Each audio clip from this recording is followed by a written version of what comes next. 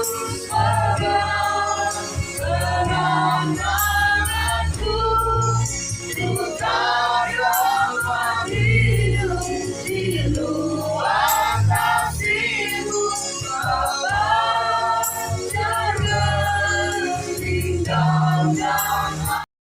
gratis semua katanya gitu ya. Wes tuh akhirnya udah, terus akhirnya ya wes latihan gratis, turnamen semuanya gratis semua nanti gitu. Akhirnya ya itu kita di sana, terus akhirnya main ya wes, mainnya gratis, bajunya gratis, semuanya gratis, sampai terakhir turnamen itu ya juga gratis semua. Kan turnamen di barusan ini kan ikut ke Jurkot gitu.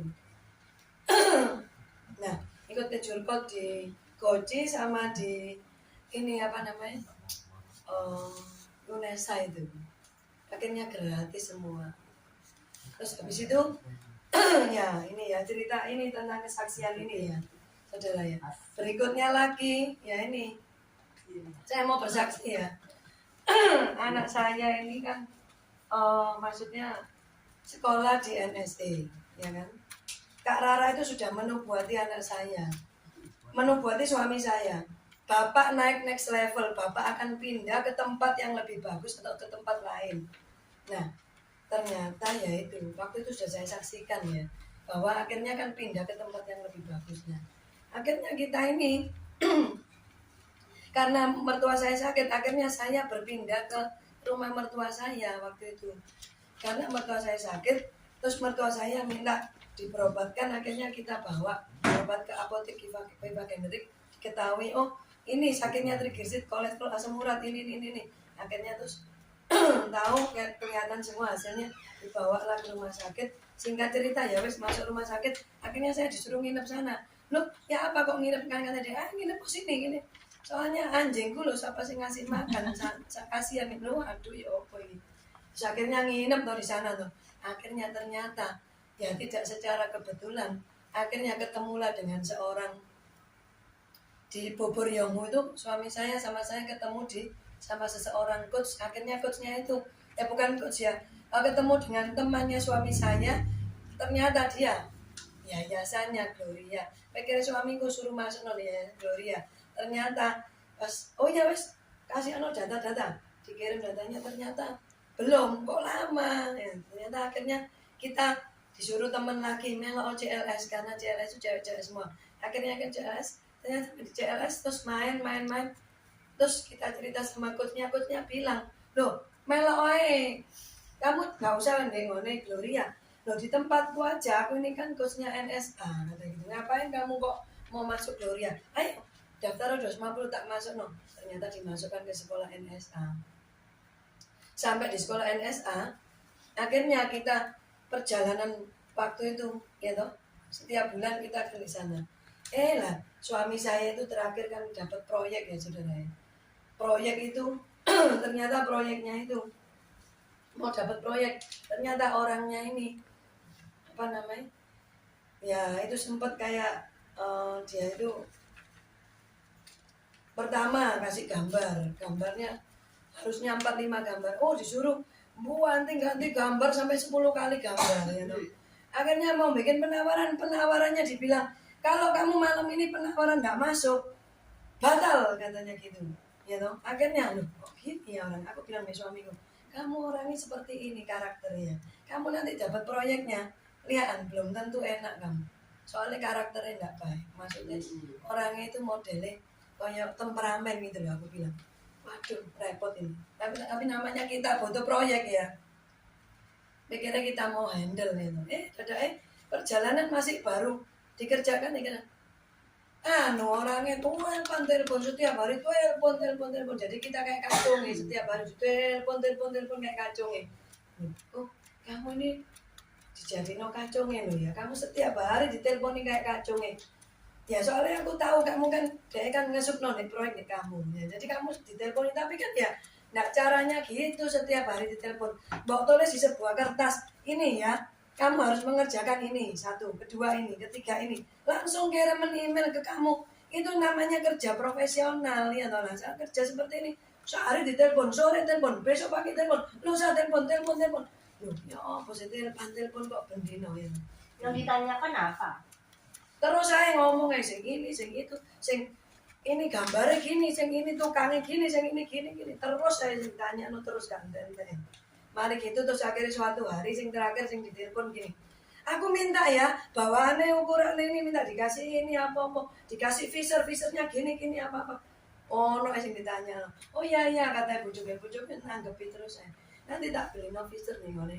Bali werti ya wes akhirnya singkat cerita tukang saya suatu ketika pas masang itu bulet itu loh tukangnya nggak masuk satu kali toh moro-moro ngamuk marah dia ngomong gini sudah kalau misalnya tukangmu nggak masuk sudah besok hari Rebo kamu nggak selesai saya tarik semua barangnya gitu padahal itu kan masih maunya benak no apa masang apa gitu loh kan di lapangan itu kan masih kosong jadi perlu kayak misalnya kayak plafon ini dipasangi gipsum apa gitu akhirnya gitu terus ya itu akhirnya sudah nggak dikerjain otomatis kan kita kan nggak ada proyek kan kita nggak ada pemasukan ya akhirnya anak saya sekolah di NSC ini akhirnya ya itu sempet nggak bisa bayar waktu itu sekolahnya ya kan terus suami saya gini sudah kalau nggak bisa bayar sekolahnya sudah anak ini dipindahkan aja terus saya bilang enggak anak ini tidak dipindahkan karena apa Tuhan sudah bernubuat lewat hambanya Kak Rara bahwa kita pindah ke tempat yang lebih bagus tempat yang lebih baik ya nggak mungkin kalau sudah anak kita ditentukan di sekolah ini pasti sampai terakhir pun anak kita pasti bisa ada orang yang maksudnya istilahnya maksudnya ada yang kita bisa membiayai semuanya lah kita bisa membiayai semuanya gitu. Nah terus akhirnya itu paman saya kan setiap hari sering telepon sama saya ya kan telepon kan kita sering hubungan sama paman itu hubungan terus suatu ketika saya pas waktunya ke sekolah saya maunya minta untuk pengunduran pembayaran anak saya sekolah ya. Nah, ternyata ini ngomong gini orang ini. Om saya telepon loh. Kamu di mana kan ditelepon? Oh, saya posisinya di sekolah anak saya. Terus habis itu ya sudah posisi sekolah anak saya. Kenapa kok sekolah? Ya aku mau minta ke kepala sekolah untuk pengunduran pembayaran anak saya. Akhirnya terus ya wes loh berapa sih uang sekolah anakmu? Oh uang sekolah uang pangkal segini ya sudah nanti tak kasih uang sekolah ya kata gitu. Nah, akhirnya wes singkat cerita akhirnya ya itu saudara ya baik uang pangkal ya toh uang sekolah akhirnya ya itu kita bisa memenuhi semuanya saudaranya itu jadi akhirnya ya anak saya berjalan lancar sekolahnya tetap bisa sekolah dengan baik ya kan semuanya yang berjalan dengan lancar ya saudara ya itu saya bersyukur ya sama Tuhan ya meskipun ya toh memang sekarang keadaan ini seperti sekarang ini kan semuanya itu mengalami dari semuanya ya dari tingkat yang pabrik besar sampai pabrik besar itu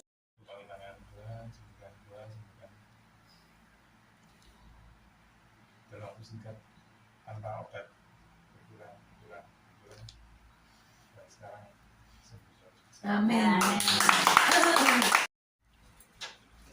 Saya mau saksi saya. Yeah. Saudaraku, apa itu saya ini kan melayani udah lama, tapi saya juga sama seperti mungkin sama kayak JJ gini ya. Mungkin kita itu dari dulu itu orientasinya mujizat. Makanya tadi saya ngomong, nyanyi yang pada saat saya ngomong nyanyi kecil, saya itu sakit loh saudara. Saya sakit. Jadi saya pikir gini, saya mengikuti ada satu PD itu ya, saya nggak mau cerita PD-nya siapa. Dia tuh bilang gini, kita ini selama ini mengikut Tuhan itu salah loh Pak Alfian. Loh kenapa loh? Karena kita ini semua ini itu untuk menyenangkan daging. Ya dia bilang gitu. Saya melayani Tuhan sudah 25 tahun, yang tak ajar itu ya ternyata sama gitu loh. Mulai saya bicara sama orang ini, akhirnya saya sadar, oh ya ternyata apa yang kita cari selama ini adalah yang menyenangkan daging loh Bapak Ibu Saudaraku. Kita ini boleh semangat, kita boleh nyanyi semangat, mungkin kalau kita disembuhkan ya, kalau kita nemu apa tadi ya proyek gitu ya, atau kita ditolong Tuhan. Tapi sebenarnya saya bilang gini, saya sama diri saya sendiri gini, oh ternyata selama ini saya melayani itu salah ya. Selama ini Hanya saya mikirin proyek gitu. nah, maksudnya yang kita kejar ini bukan Yesusnya sebenarnya. Mungkin saya selama ini kejar mujizatnya. Kalau saya pikir gini, kalau saya saksi misalkan sekarang ini saya sakit disembuhkan. Kalau sakit disembuhkan itu sebenarnya biasa saudaraku. Kenapa? Karena banyak ya saya ini sekarang ini mengidap batu ginjal kan.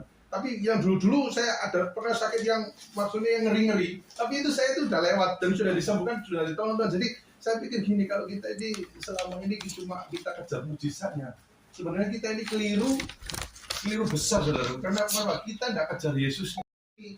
Baru saya sadar, oh iya ya, orang ini barusan dipanggil Tuhan melayani, tidak lama saudaraku. Karena kita barusan buka PD, ada suatu pendeta yang buka PD di rumahnya, orang ini dari orang yang ya haleluya, mestinya ada mati kata haleluya. Tapi saya bilang ternyata ada yang di dalam Alkitab itu dari yang dulu jadi sekarang, yang sekarang jadi dulu, ternyata memang benar-benar ada. Saya lihat pengertiannya tentang firman Tuhan dengan saya, bagus orang ini kayaknya. Jadi akhirnya saya bertobat, oh ya ternyata apa yang saya kejar selama ini itu salah saudara. Saya ngejar itu bukan ngejar Yesus, tapi ngejar berkati, ngejar kesembuhannya, ngejar ditolongnya. Kalau saya ditolong, saya nyanyi semangat itu. Kalau tidak ditolong saudaraku, saya nggak nyanyi semangat. Padahal saya ini berulang kali dalam pelayanan saya lagi pelayanan, tiba-tiba istri saya ngebel, anakmu lidahnya mau putus loh. Saya ini pelayanan loh dari pagi loh, sampai malam loh. Ternyata kok dapatnya gini. Barusan saya sadar saudaraku, ternyata ikut Yesus itu bukan yang menyenangkan daging, tapi ikut Yesus itu apa itu yang kita kejar itu adalah kekekalan saudaraku. Kalau kita ngejar orang yang ngomong sama saya ini orang yang kaya, ya saya orang yang situ itu sensitif meja. Tapi dia bilang gini, Alfian kalau saya sekarang mati saya nggak takut. Wih, kalah. Orang ini orang kaya bisa bilang kalau mati dia malah dia senang, soalnya kenapa? Nanti dalam pengiringan saya, siapa tahu nanti di tengah-tengah saya jadi melenceng.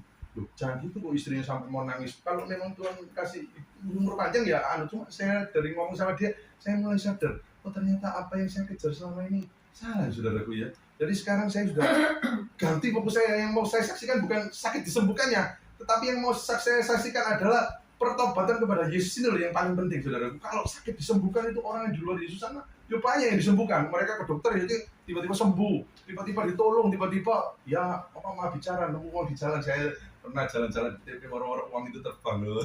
Tapi saya pikir itu bukan mujizat saudaraku. Mujizat yang sesungguhnya adalah kita itu mengenal Yesus dengan sungguh-sungguh. Selama ini saya melayani Tuhan hampir 20 tahun lebih ya, main musik ya, WL ya, main apa aja yang bisa saya lakukan di gereja. Tetapi selama ini saya mikir gini, waduh orientasi saya selama ini ternyata salah.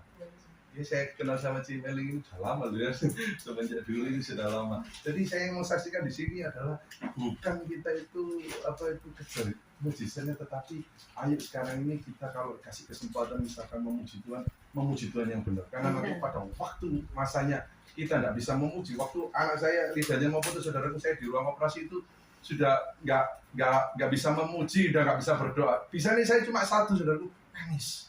Kok bisa Pak? Ya ceritanya panjang nanti nggak kok. Pokoknya saya ceritanya seperti itu. Kok bisa nanti aja dapatkan kasih dan CD-nya di toko terdekat. Jadi saya mikir saudaraku, waktu saya di kamar operasi itu saya bilang gini, oh ternyata apa yang selama 25 tahun saya melayani semua ini tiba-tiba hilang saudara. Iman ini mungkin bisa katakan hilang. Karena kenapa? Saya nggak punya pengertian yang sesungguhnya mengikut Yesus itu bagaimana. Pokoknya saya itu dipanggil orang maluman apa kapan hari dipanggil ke Papua ya, misalkan ke Papua sana jauh saya berangkat, saya pulang mungkin dapat berkat. Saya pikirannya pelayanan itu gitu selama 25 tahun itu seperti orang yang bicara yang kayak orang bodoh itu. Jadi saya pikir gini loh, saya ini dari apa sekolah yang bagus, maksudnya S1 umur lagi saya melayani Tuhan, saya sudah nggak kerja, sudah 25 tahun semenjak saya lulus nggak kerja, tapi saya kok orientasinya sama. Habis dari gereja pulang ngomong-ngomongan gitu loh. Ternyata dia itu dari seberang. Dia itu dulu dari Jakarta, sekarang di Surabaya. Habis bangkrut waktu dulu, kena berapa ya? Untuk bisnis itu sampai rugi 150 juta. temannya juga yang ada di Malang juga sama-sama patungan rugi 150 juta. Kondisi seperti itu dia ke Surabaya mau buka usaha lagi maksudnya. Istrinya ada di Jakarta. Terus habis itu setelah ngomong-ngomongan dia ngomong, saya loh kok bisa jadi Kristen, gimana?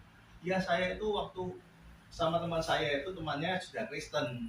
Terus habis itu dia itu karena podo bangkrute, dia itu kena penyakit, maksudnya itu dalam arti apa ya? Kayak orang itu ngomong kasar itu ya mungkin seperti sudah gagal ginjal sebenarnya. Cuma dia nggak mau ngerasa. Dia itu sama istrinya itu disuruh kamu periksa di dokter. Temannya banyak yang dokter juga periksa. Enggak aku nggak mau. Pokoknya dulu Islam itu ya. Nek gak ngono wis pokoknya aku ndang mati ya mati wis aku gak kepengin ro penyakitku apa. Wis aku gak kepengin delok, wis pokoknya nek urip ya dikek urip ya iso urip. Bilang gitu. Jadi dia wis dokter bilang, "Kamu itu anu aja wis, sandine kamu nggak mau periksa. Gampang, kamu tak kasih tahu carane. Kamu periksa sendiri aja. Kamu itu kalau kencing ditaruh di pot, ya. Di pot itu setelah di pot kamu setiap hari kan kamu buang. Selama 2 minggu itu nanti di potnya itu ada kayak kristal-kristalnya enggak gitu loh. Kalau enggak ada kristalnya berarti enggak apa-apa masihan. Tapi kalau sudah buihnya banyak terus ada kristalnya, wis alamat itu 50% kayak ini. Waduh dia tambah enggak berani. Terus habis gitu dia itu bertobatnya itu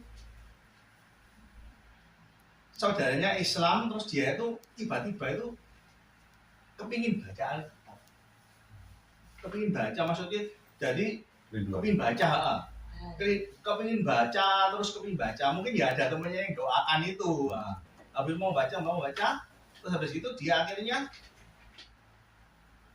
didoakan sama temennya itu akhirnya yang dari Malang itu datang ke Surabaya soalnya ibunya sakit keras oh ya aku tak begini tak doano maksud ibu setelah didoano ibu biasanya itu dalam waktu seminggu didoano pakai surat-surat lain, tidak berangkat, tidak bisa berangkat, tapi kondisi koma di ICU. Terus setelah didoakan sama temennya itu 2 jam langsung berangkat. Nah terus dia itu Tuhan itu berarti maksudnya itu maksudnya menderita sekian lama, cuma berapa anu tok wis memang kalau sudah waktunya ya berangkat. Kamu mau doa anu apa? Tak doa anu kayak pertobatan maksudnya biar orang ini bertobat apa sebelah. Terus habis itu dia itu setelah sakit itu kena sakit itu kok itu lho yang ngene saiki gak anu harus yang gereja awakmu iya aku yang gereja begitu dia itu sebelum apa namanya setelah sakit itu ya maksudnya mau gereja itu ditawari dulu kamu balik lagi ke agamamu iki kan lho wis dihitung-hitungan punya warisan rumah itu dijual kan dapat 800 juta wis gak usah apa-apa kan dari otot langsung tak kayak duit. Aku gak gelem.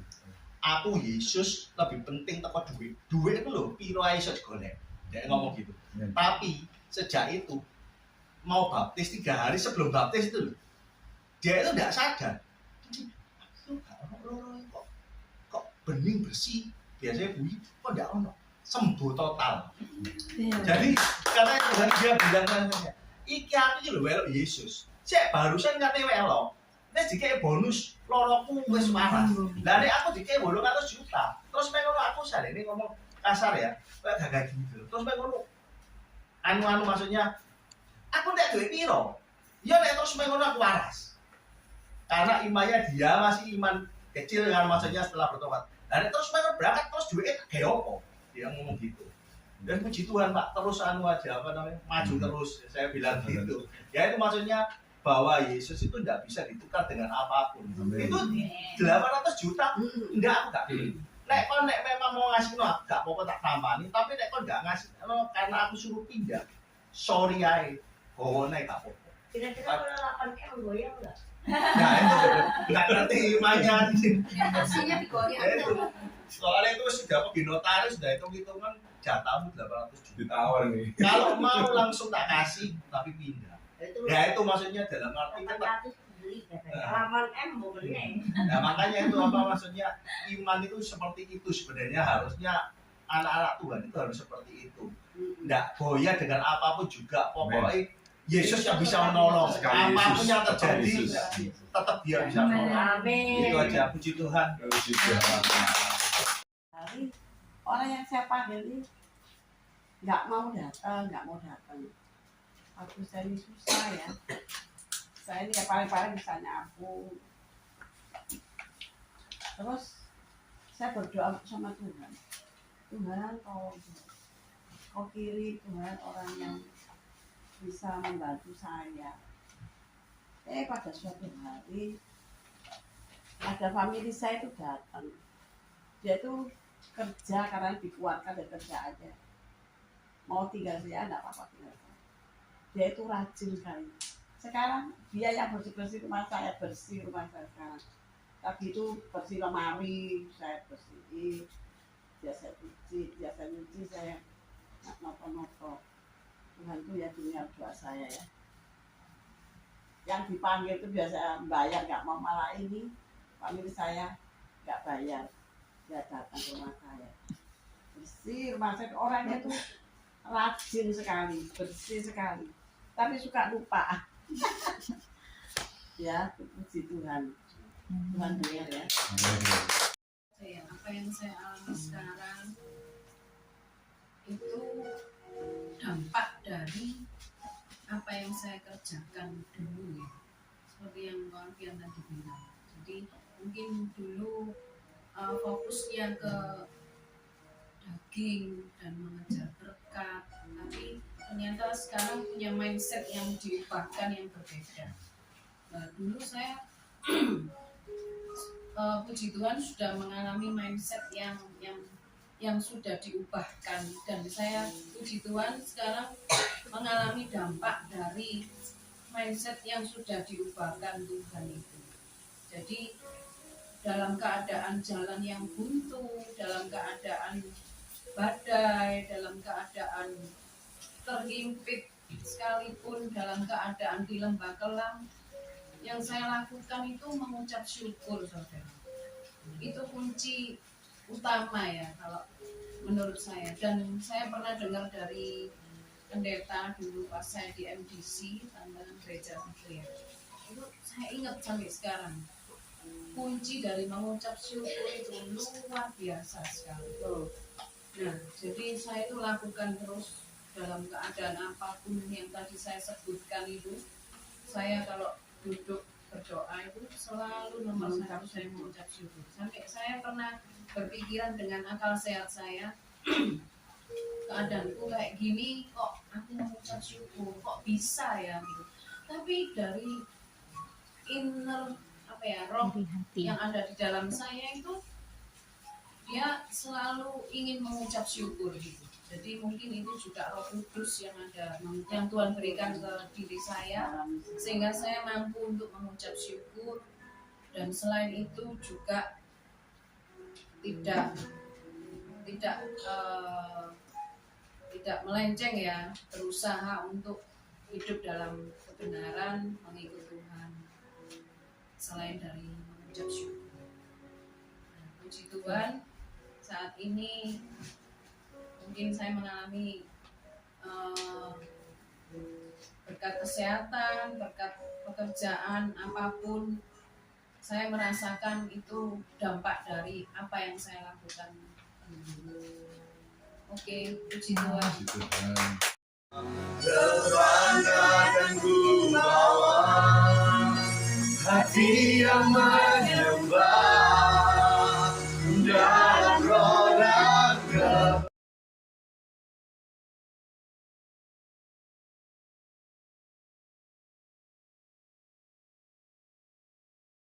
Amin. Ini topik hati sebagai hamba ini sungguh-sungguh mendalam, luar biasa. Kiranya kita semua pangeran-pangeran dan princess-princess putrinya surga ini adalah orang-orang yang terpilih memiliki hati sebagai hamba, seorang hamba. Selamat ulang tahun ya buat LPKS ini yang ke-33. Amin. Kiranya semakin dekat persatuan, mengikat secara luar biasa, semakin solid. 33 tahun luar biasa loh. Saya aja dulu pernah kumpul, ada persekutuan 7 keluarga, itu tidak lebih dari 5 tahun buyar. Ini sungguh-sungguh luar biasa. Salut saya sama persekutuan ini, luar biasa. Haleluya. Nah, ketika sebelum Bu Hana ngasih topik itu, saya doa, Tuhan apa yang Tuhan mau sampaikan di persekutuan ini? Luar biasanya itu Tuhan kasih YouTube. YouTube itu tentang kenapa Tuhan Yesus itu harus mati di usia 33 tahun. Luar biasa, saya tuh moro-moro dapat itu kan, buka-buka yang lain, judul-judul yang lain. Saya sampai sep gitu ya hati saya. Wah, kok bisa? Iya ya, kenapa ya? Pernah nggak kita ini terpikirkan, kenapa Tuhan Yesus itu harus berkorbannya itu di usia 33 tahun? Saya buka YouTube itu, Tuhan itu sungguh-sungguh mengajarkan luar biasa. Angka 3 itu divine, bahasa Inggrisnya, seperti sifat Allah Tuhan, ilahi. 3 itu ilahi, angka ilahi, seperti Tritunggal Tuhan kita. Dan di usia 33 tahun setengah ya, dan tetap kalau ditanya umur lu berapa, masuk 33,5 tahun, tetap umur 33. Tuhan Yesus itu harus taat naik di kayu salib. 33 tahun Tuhan mengajar saya, itu adalah puncak kemenangan. Intinya itu puncak kemenangan. Puncak kemenangan apa aja? Puncak kemenangan ketaatan total. Tuhan Yesus itu taat total.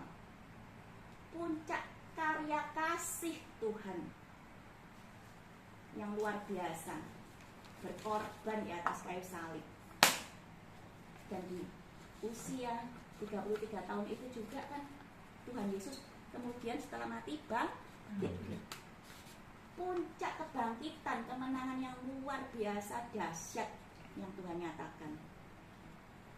Kalau kebangkitan mungkin di antara kita bisa jadi itu kemenangan dari sakit penyakit, terobosan ekonomi, pemulihan keluarga, pemulihan hati, dan segala macam. Tuhan mengajar itu luar biasa. Usia 33. Kalau di persekutuan ini jemaat-jemaatnya itu sudah waktunya apa? Kematangan rohani. Sudah matang. Kalau seseorang di usia 30 tahun lebih itu sudah seharusnya matang rohani, puncak kedewasaan. Kemudian apa lagi? Metanoia. Nah itu tadi ini diantara kesaksian ini itu nyambung semua, connect semua. Ada kata-kata pembantu kacung, ya pembantu kacung. Ada pertobatan, ada kemenangan, kesembuhan dari sakit penyakit, nyambung semua. Kita ini kacungnya Tuhan. Kalau kata-kata hamba itu kealusan ya, kafian. Kita ini semua kacungnya Tuhan. Pada zaman Romawi dulu, seorang budak kacung itu dikasih gelang. Gelangnya itu dilas, dikasih nama pemiliknya. Seperti Yusuf. Yusuf itu ketika dia menjadi budak itu dikasih gelang, dilas, dikasih nama. Tidak bisa lepas. Tetapi luar biasanya Yusuf, walaupun dia awalnya budak, Tuhan jadikan bangsawan, masuk istana. Bangsawan itu gelangnya beda, saudara. Ketika Yusuf masuk bangsawan, dia mendapat anugerah gelang emas tebel. Zaman dulu tuh gelang emasnya segini, saudara. Dan bisa dilepas, waktu-waktu bisa dilepas. Karena berat banget itu, emas asli tulen. Ya. Betapa kalau kita ini memiliki hati hamba, apapun yang kita lakukan itu untuk Tuhan. Jangan khawatir, saudara. Pasti suatu saat nanti Tuhan akan angkat kita tinggi-tinggi. Amin. Angkat kita tinggi-tinggi.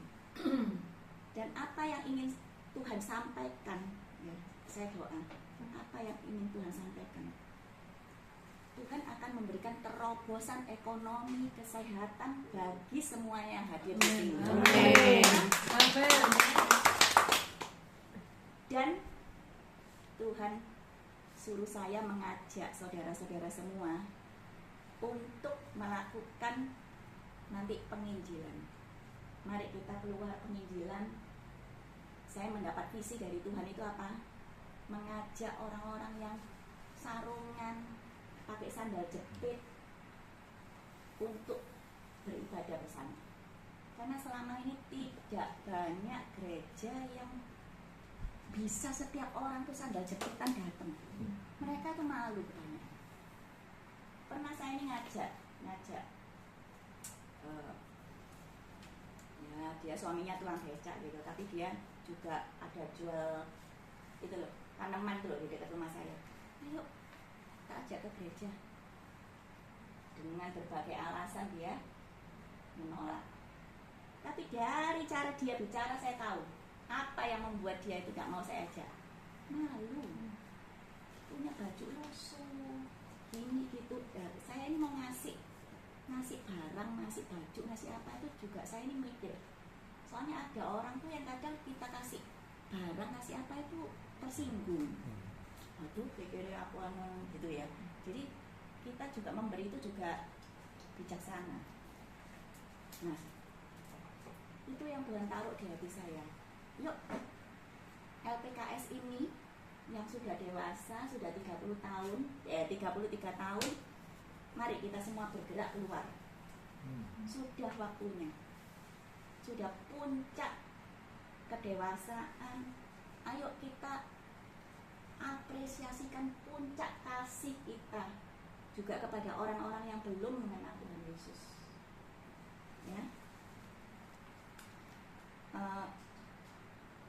Nanti di akhir baru saya kasih bagaimana Tuhan akan memberikan terobosan itu caranya gimana.